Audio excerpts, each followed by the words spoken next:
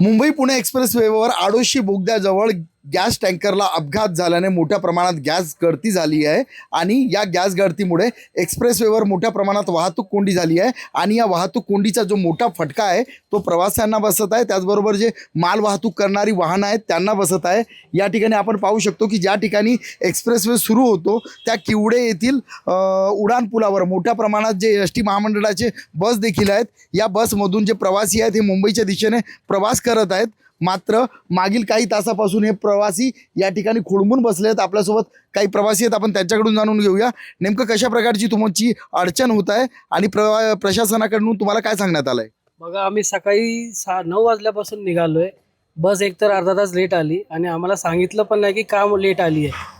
त्यात आता गाडी पूर्ण पुण्यापर्यंत आल्यावर सांगतात की पुढे असं झालेलं आहे, अजून वेळ लागेल। हीच गोष्ट जर आधी सांगितली असती तर आम्ही तिकीट कॅन्सल करून उद्याची केली असती। आता इथून आम्हाला कधी जायचं आहे, कधी रिटर्न येणार काही सांगत नाही आहेत आणि काही अपडेट देत नाही आहेत। काही प्रशासनानं तुमची म्हणजे पिण्याच्या पाण्याची व्यवस्था किंवा खाण्यापिण्याची व्यवस्था या ठिकाणी केली आहे? काही नाही, कोणतरी येतं 4 बॉटल देतं आणि निघून जातो, बाकी काही कोणाला घेणं देणं नाही आहे। आपल्यासोबत अजून काही प्रवासी आहेत, आपण त्यांच्याकडून जाणून घेऊया।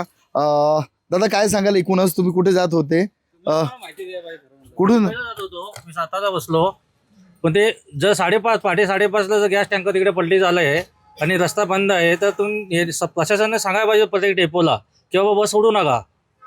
अर्ध्या रस्त्यामध्ये येऊन अडकण्यापेक्षा आता आम्ही इथे येऊन अडकून झाले तर जवळजवळ 4-5 तास।